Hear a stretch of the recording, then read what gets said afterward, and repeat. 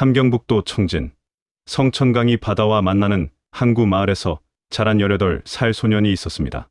수학 문제집을 사흘이면 풀어치울 만큼 머리가 뛰어났지만 아버지가 경유 20리터 절도 누명을 쓰고 청진 광장에서 공개 처형당한 뒤 소년의 삶은 송두리째 무너졌습니다.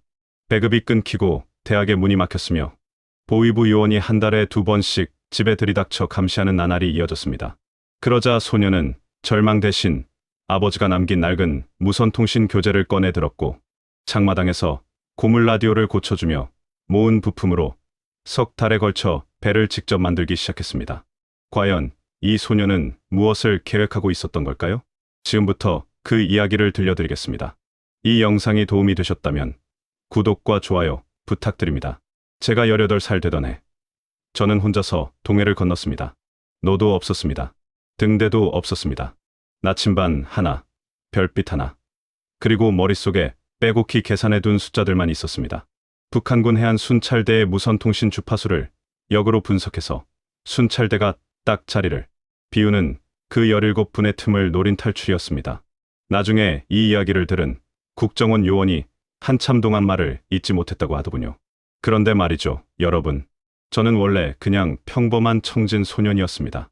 함경북도 청진시, 성천강이 바다로 흘러드는 항구 동네에서 저는 태어났습니다. 아침마다 항구 쪽에서 짭조름한 바람이 불어왔고 골목 어귀에선 이웃집 할머니 된장 끓이는 냄새가 났습니다.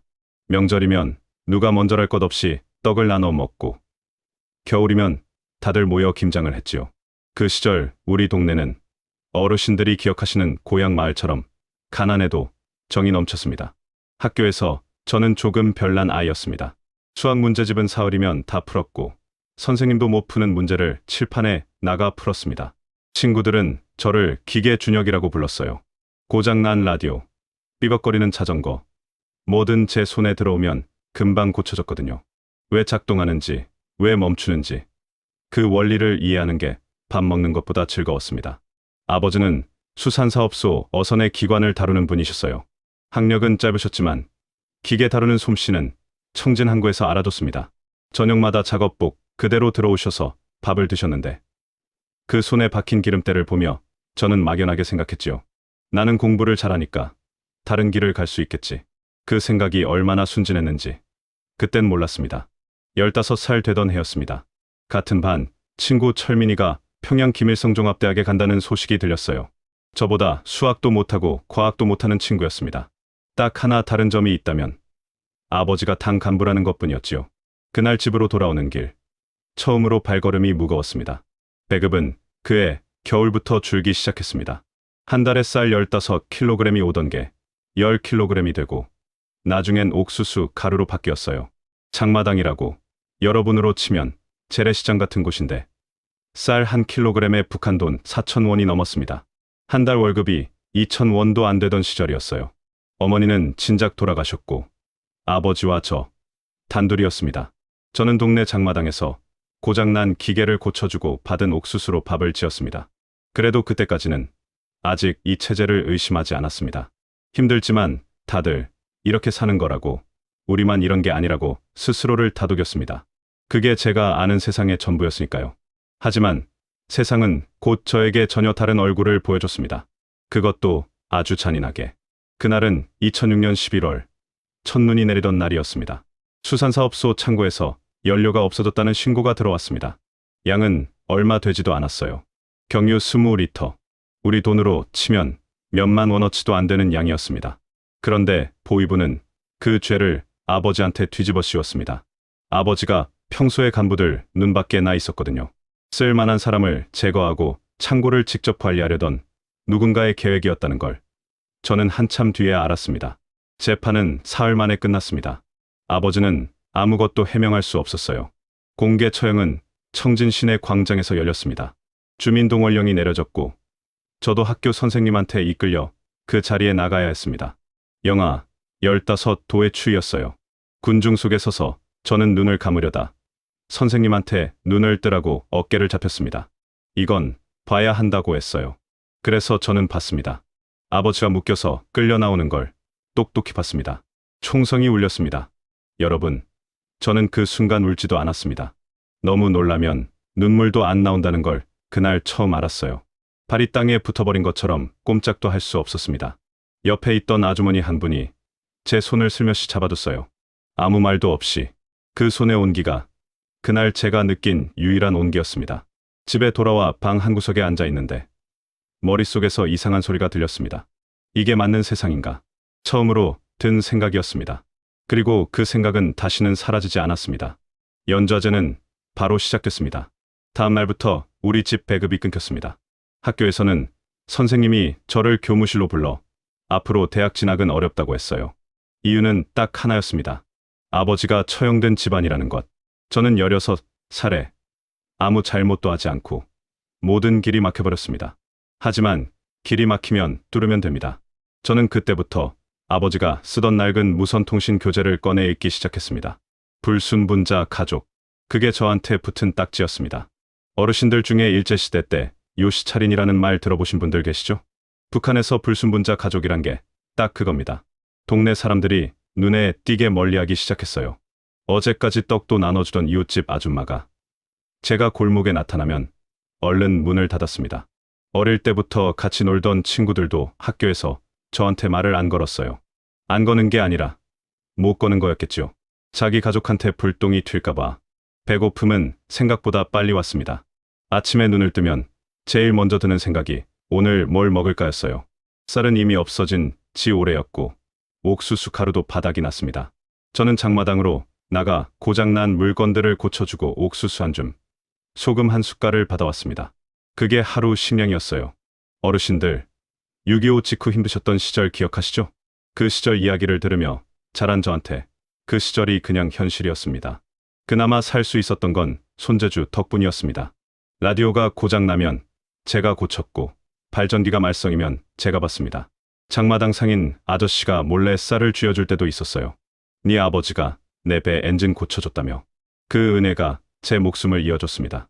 그러던 어느 날 장마당 한쪽에서 수상한 물건을 봤습니다. 중국에서 밀수입된 소형 라디오였는데 주파수를 돌리면 한국 방송이 잡혔어요. 상인이 거래하다 적발될까봐 숨겨놓은 물건이었는데 수리해주는 대가로 잠깐 들을 수 있었습니다.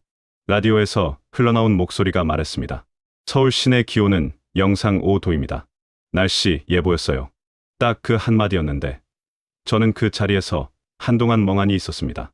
영상 5도라는 온도가 아니었어요. 아무것도 아닌 날씨, 이야기를 저렇게 자연스럽게 말할 수 있는 세상이 있다는 것. 그게 심장을 쿵 내려앉게 만들었습니다. 보위부의 감시는 점점 촘촘해졌습니다. 장마당에서 누군가 저를 지켜보고 있다는 느낌이 들기 시작했어요. 뒤를 돌아보면 아무도 없는데 시선이 느껴졌습니다. 담당 보위부 요원이 바뀌었고 새 요원은 한 달에 2번씩 집에 찾아와 저를 훑어봤어요. 그 눈빛이 말하고 있었습니다. 너 언제 잡아갈지 날짜만 고르는 중이야. 저는 밤마다 아버지의 무선통신 교재를 읽었습니다. 이제는 단순한 공부가 아니었어요. 이건 살아남기 위한 준비였습니다. 주파수가 어떻게 작동하는지, 전파가 어떻게 퍼지는지, 바다 위에서 신호를 어떻게 잡는지 머릿속으로 계산하고 또 계산했습니다. 그리고 어느 새벽 드디어 답을 찾았습니다.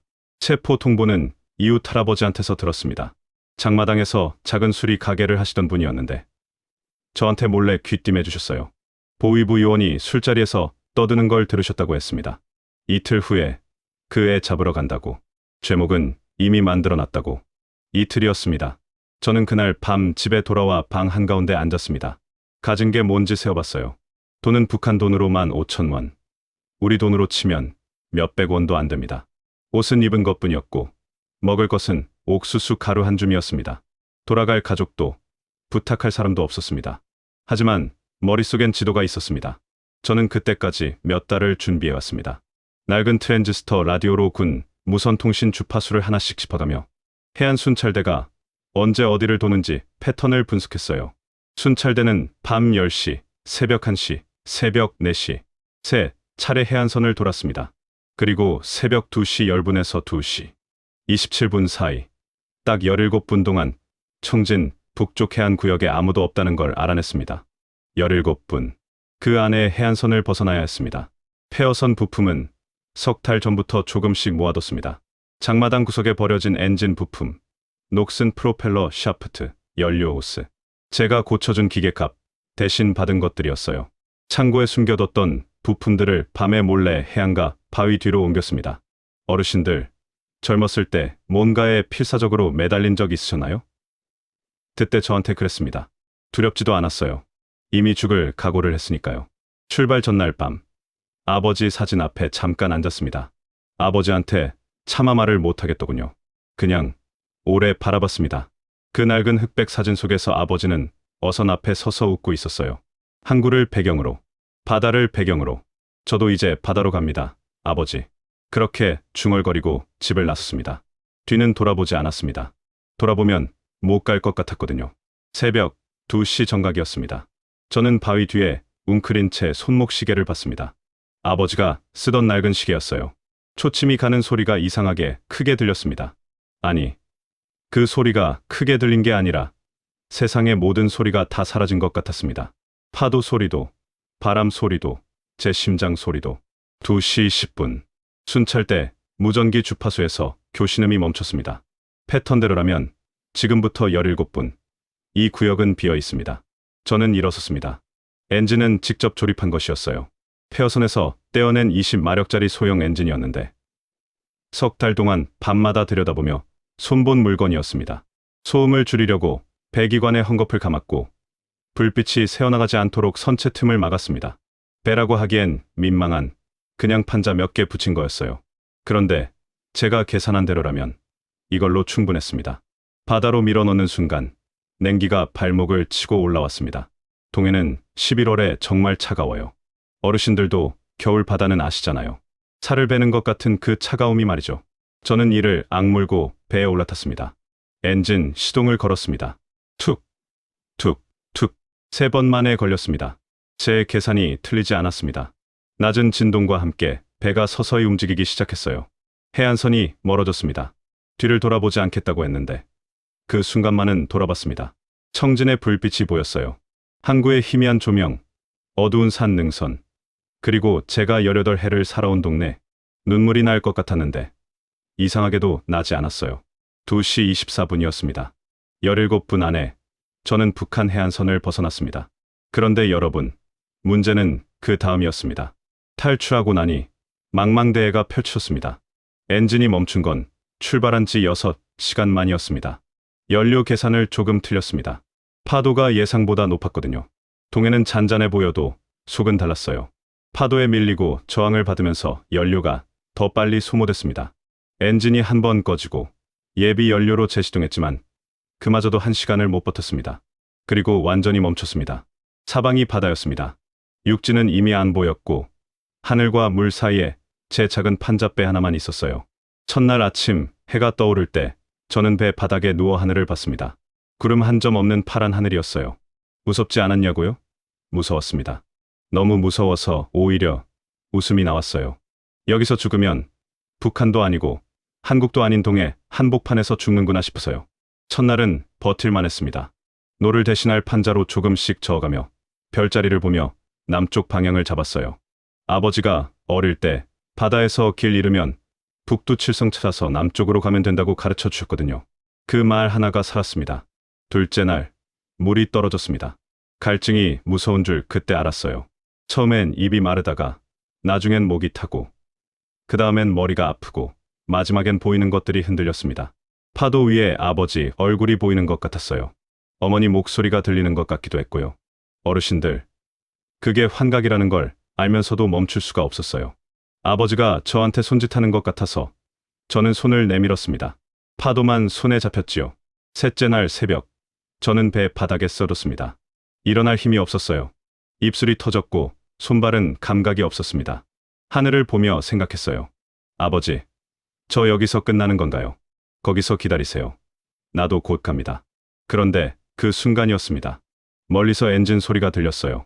저는 마지막 힘을 짠의 상체를 일으켰습니다. 흰 선체가 보였습니다. 태극기가 보였습니다. 대한민국 해경 경비함이었어요. 저는 있는 힘껏 손을 흔들었습니다. 살았습니다. 병원 침대에서 눈을 떴을 때 천장이 하였습니다. 형광등이 켜져 있었고 어디선가 소독약 냄새가 났어요. 따뜻했습니다. 이불이 따뜻했습니다. 이상하게 그 따뜻함에 눈물이 나왔어요. 사흘 동안 동해 위에서 버텼는데 이불 온기에 그냥 울었습니다. 며칠 뒤 국정원 조사가 시작됐습니다. 요원 2명이 들어왔어요. 나이가 지긋하신 분과 젊은 분이었는데 처음엔 일반적인 질문들을 하더군요. 어디서 왔냐? 가족은 있냐? 북한에서 무슨 일을 했냐? 저는 차근차근 대답했습니다. 그러다 탈출 방법을 설명하는 순간이 됐습니다. 저는 무선통신, 주파수 분석부터 설명했어요. 어떤 장비를 썼는지, 주파수를 어떻게 수습했는지, 패턴을 어떻게 계산했는지, 순찰 공백 17분이 나온 계산 과정도요. 폐어선 엔진 조립 과정도, 소음 감소 방법도, 야간 항법도 설명했습니다. 나이 드신 요원이 펜을 든 채로 멈췄습니다. 젊은 요원은 받아 적다가 저를 올려다봤어요. 한 10초쯤 지났을까요? 두 분이 서로 눈을 마주쳤습니다. 그리고 나이 드신 분이 저한테 물었어요. 혹시 군 경력이 있냐고. 없다고 했습니다. 공학, 공부한 적 있냐고. 독학이라고 했습니다. 또 침묵이 흘렀어요. 나중에 하나원에서 들은 이야기인데 그 요원이 동료들한테 이렇게 말했다고 하더군요. 18살짜리가 혼자 이 방법을 짰다고? 하나원 생활은 신기한 것 투성이었습니다. 처음 마트에 갔을 때 진열대 앞에서 한참을 움직이지 못했어요. 쌀이 종류별로 20가지가 넘었습니다. 우유도, 라면도, 과자도. 북한에서 평생 봐온 장마당 물건들과는 차원이 달랐어요. 저는 쌀 한 봉지를 들었다 놨다 반복했습니다. 이걸 마음대로 살 수 있다는 게 실감이 안 됐거든요.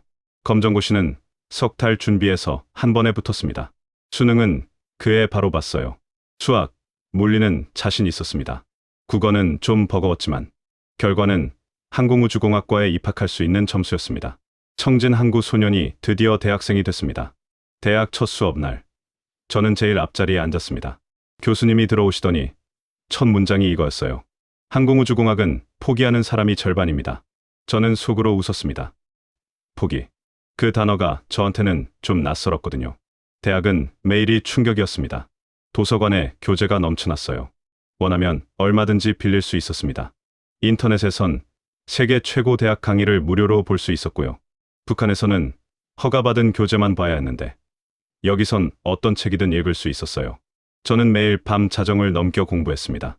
잠자는 게 아까웠어요. 이 자유를 허투루 쓰고 싶지 않았습니다. 2학년 때 교수님이 저를 부르셨습니다.